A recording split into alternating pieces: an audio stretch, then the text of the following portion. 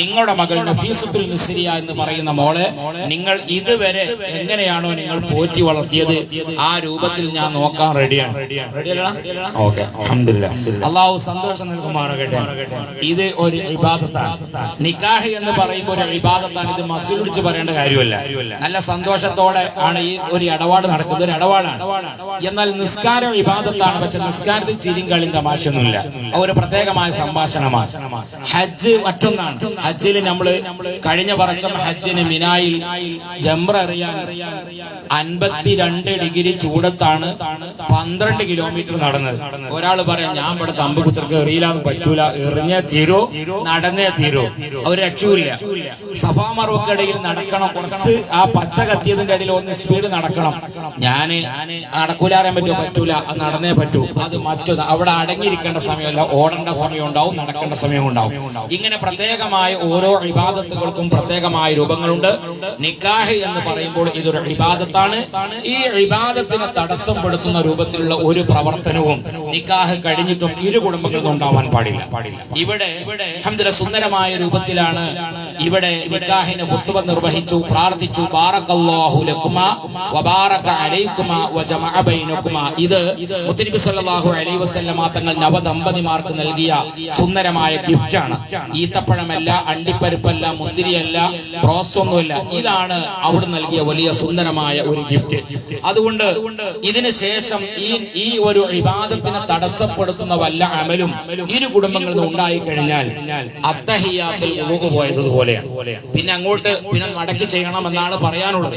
അതുകൊണ്ട് സന്തോഷത്തോടെ കുടുംബ ജീവിതത്തിൽ പൊട്ടലുകളും ചീറ്റലുകളും പ്രയാസങ്ങളും വിഷമങ്ങളൊക്കെ വരുന്നത് നമ്മുടെ പ്രവർത്തനങ്ങൾ കാരണമായാണ് പിന്നീട് നമ്മളെ കുടുംബ ജീവിതത്തിൽ പ്രയാസങ്ങൾ ഉണ്ടായിത്തീരുന്നത്. അതുകൊണ്ട് തന്നെ കുടുംബ ജീവിതത്തിന്റെ ഏറ്റവും വളരെ പ്രധാനപ്പെട്ട ഭാഗം വിട്ടുവീഴ്ചയാണ്. പ്രിയപ്പെട്ട നഫീസത്തുൽ മിസ്രിയുടെ മുമ്പിൽ ഒരുപാട് ആഗ്രഹങ്ങളുണ്ട്. എനിക്ക് കടന്നു വരുന്ന ഷഹിൻസ ഇങ്ങനെയാവണം, അങ്ങനെയാവണം, ആ കാറിൽ പോവണം, ഈ കാറിൽ പോവണം, ആ ബുള്ളറ്റുമോ പോകണം, ഈ ബുള്ളറ്റുമോ പോകണം, iPhone 16 വാങ്ങിത്തരണം എന്നൊക്കെ ഒരു ആഗ്രഹം ഒക്കെ ഉണ്ടാവും. പക്ഷേ ചിലപ്പോൾ നടന്നുകൊള്ളണം എന്നില്ല.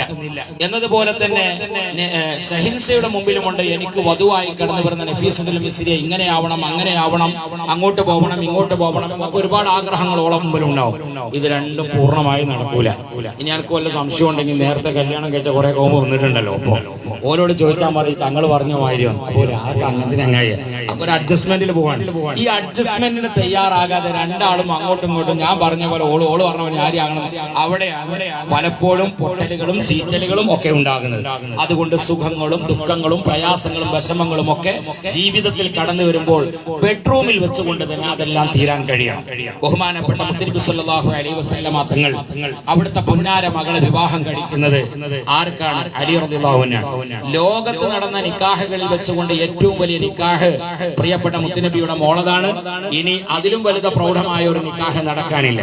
സന്തോഷത്തോടുകൂടി അലി റളിയല്ലാഹു ഫാത്തിമ ബീബി ജീവിക്കുന്നതിന്റെ ഇടയിൽ ഒരു ദിവസം ഫാത്തിമ ബീബിക്ക് ഗർഭിണിയായി. ഫാത്തിമ ബീബി ഗർഭിണിയായപ്പോ സാധാരണഗതിയിൽ നമ്മുടെ നാടുകളിലൊക്കെ ഇപ്പോൾ ഗർഭിണിയാകുമ്പോ 3 മാസത്തിന്റെ ഉള്ളിൽ ഒരുപാട് ആഗ്രഹം ഉണ്ടാവും. ഒന്നിരിക്കൽ പച്ചമാങ്ങ വേണ്ടി വരും, പുളിയച്ചാറ് വേണ്ടി വരും. അങ്ങനെയൊക്കെയായിരുന്നു പഴയ കാലത്തൊക്കെ. ഇപ്പൊ പിന്നെ അൽഫാമും ബ്രോസൊക്കെ ചോദിക്കാം. എന്നാൽ അലി റളിയല്ലാഹു അൻഹു ഫാത്തിമ ബീബി വിവാഹം കഴിച്ച ആ ഗർഭിണിയാകുന്ന സമയത്ത് അതൊന്നല്ല ചോദിച്ചത്, നല്ല ഈത്തപ്പഴം വേണം. ആ ഈത്തപ്പഴത്തിനൊരു നിബന്ധനയുണ്ട്, നല്ല തേനൊലിക്കുന്ന മധുരം വേണം. ബഹുമാനപ്പെട്ട അലി റളിയല്ലാഹു അൻഹു മുത്തനബിന്റെ പുന്നാര മോള് ഫസ്റ്റ് ഒരു ഗർഭിണിയാകുമ്പോൾ ഒരു വിഷയം പറഞ്ഞിട്ട് ഞാൻ ചെയ്തു കൊടുത്തില്ലെങ്കിൽ അത് എന്നേക്കൊരു പ്രയാസം വരും. ഏതായാലും ഈത്തപ്പഴം എല്ലാം കിട്ടുക നല്ല ചൂട് കാലത്താണ്. എല്ലാ ഈത്തപ്പഴങ്ങളും എല്ലാ സമയത്തും കിട്ടുകയില്ല. ഏതായാലും ബഹുമാനപ്പെട്ട അലി റളിയല്ലാഹു അൻഹു വാങ്ങി കൊടുക്കാൻ തീരുമാനിച്ച് പോക്കറ്റിൽ നോക്കുമ്പോൾ പൈസ ഒന്നും കാണാനില്ല. ഉടനെ കയ്യിലുണ്ടാകുന്ന പടയെങ്കിൽ പണയം വെച്ച് അതുകൊണ്ട് നല്ല ഈത്തപ്പഴം വാങ്ങി ഇങ്ങനെ വരികയാണ്. ടൗണിൽ വെച്ചുകൊണ്ടൊന്ന് സ്പീഡിൽ നടന്നപ്പോ കൂട്ടുകാരൻ ചോദിച്ചു, അലി എവിടത്തേക്കാണ് നിങ്ങൾ പോകുന്നത്?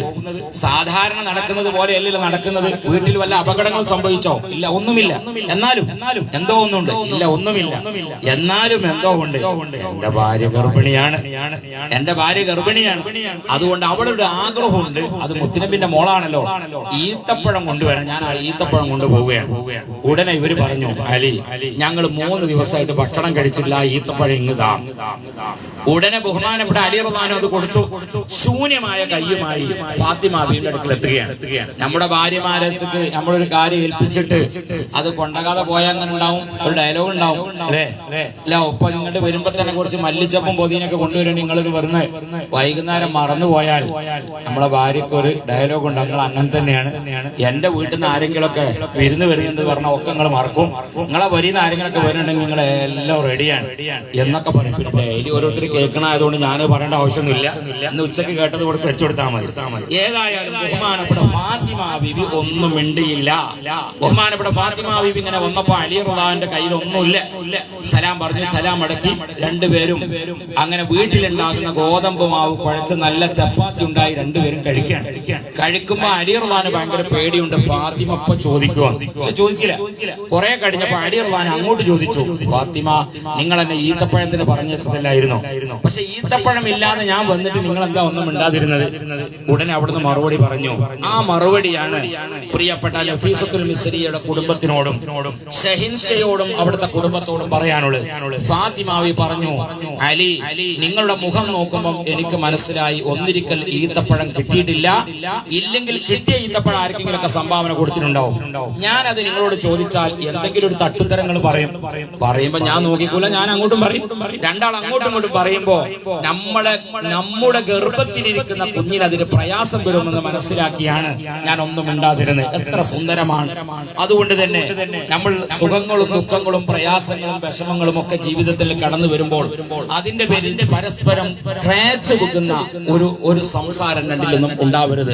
അതെല്ലാം ആ സമയത്ത് തന്നെ ബെഡ്റൂമിൽ വെച്ചുകൊണ്ട് തീർക്കാൻ കഴിയണം. നമ്മുടെ വിവാഹം കഴിഞ്ഞ് ചിലപ്പോൾ ഒരുപാട് മാമൂലുകൾ വരും. 2-3 പൊരേ കൂടലോ പാലിയച്ചലൊക്കെ ഉള്ള പറയും. ഒരു സ്ഥലത്തേക്ക് ചിലപ്പം പിടിച്ചു കൊണ്ടേ കൊടുക്കേണ്ടി വരും, ഒരു സ്ഥലത്ത് അൾമറ കൊണ്ടേ കൊടുക്കേണ്ടി വരും. അങ്ങനെ പല സാധനം കൊണ്ടുപോണ്ടി വരും. പക്ഷെ ഇവന്റെ കയ്യിൽ പൈസ ഇല്ലാതിരിക്കുമ്പോൾ ഈ ഭാര്യയോട് എന്താ നിങ്ങൾ രണ്ടുപേരും കണ്ടില്ലല്ലോ, കല്യാണമൊക്കെ കഴിഞ്ഞപ്പോ ഞങ്ങളെ മറന്നോ? ഒന്നുമല്ല. അവിടെ നല്ല ഒരു ഭാര്യയാണെങ്കിൽ മറുപടി പറയാം, ഇൻഷാ സംഗതി പൈസ ഇല്ലാത്തതുകൊണ്ട് പോകാതിരുന്നാണ്. അവിടെ നല്ലൊരു ഭാര്യയാണെങ്കിൽ പറയാം, ഇൻഷാ അല്ലാഹ് ഞങ്ങൾ ഒരു ദിവസം അങ്ങോട്ട് വരുന്നുണ്ട്, ഞങ്ങൾ വരുമ്പോ വിളിച്ചേ വരുള്ളൂ, എന്തെങ്കിലുമൊക്കെ ഭക്ഷണം ഉണ്ടാക്കി കൊണ്ടുവരും.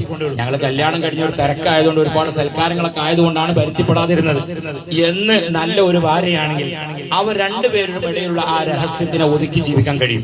അതല്ലാത്ത ഒരാളാണെങ്കിൽ പറയും, അതിന്റെ വർത്താനൊന്നും പറയണ്ട, എന്നെ കല്യാണം കഴിച്ച സ്ഥലത്ത് ഇപ്പോൾ വൈഫൈ എന്നെ ക്ലിയർ ഇല്ല, അങ്ങനത്തെ സ്ഥലത്തൊക്കെ വിട്ടുകണം, പിന്നെ അവിടുത്തെ കഥ പറയണോ എന്ന് പറഞ്ഞാൽ രണ്ടാളെ മോശാക്കി. ഇവിടെയാണ് കുടുംബ ജീവിതത്തിന്റെ പ്രധാനപ്പെട്ട ഭാഗം. അതുകൊണ്ട് പഠിച്ചെടുത്ത ധാർമ്മികത മുമ്പിൽ വെച്ചുകൊണ്ട് രണ്ട് കുടുംബവും മുന്നോട്ടിൽ പോവാൻ തയ്യാറാവണം. അതാണ് നിക്കാഹിലൂടെ സൂചിപ്പിക്കുന്നത്. ഇംസാകും ബിമഅറൂഫ് ഔ തസ്രീഹും ബിഇഹ്സാൻ. എത്ര സുന്ദരമാകുന്ന രണ്ട് വചനങ്ങളിലൂടെയാണ് ജീവിതത്തിന്റെ തുടക്കം മുതൽ അന്ത്യം വരെ ഉൾക്കൊള്ളുന്ന ഒരുപാട് വാചകങ്ങൾ ഉൾപ്പിച്ച രണ്ട് വാചകങ്ങൾ ഉൾപ്പിച്ചുള്ള അല്ലാഹു തആല രണ്ടുപേരിലും രണ്ട് കുടുംബത്തിലും അല്ലാഹു സന്തോഷം നൽകുമാറാകട്ടെ. അൽഹംദുലില്ലാഹി റബ്ബിൽ ആലമീൻ. അല്ലാഹുമ്മ സ്വല്ലി അലാ സയ്യിദിനാ മുഹമ്മദിൻ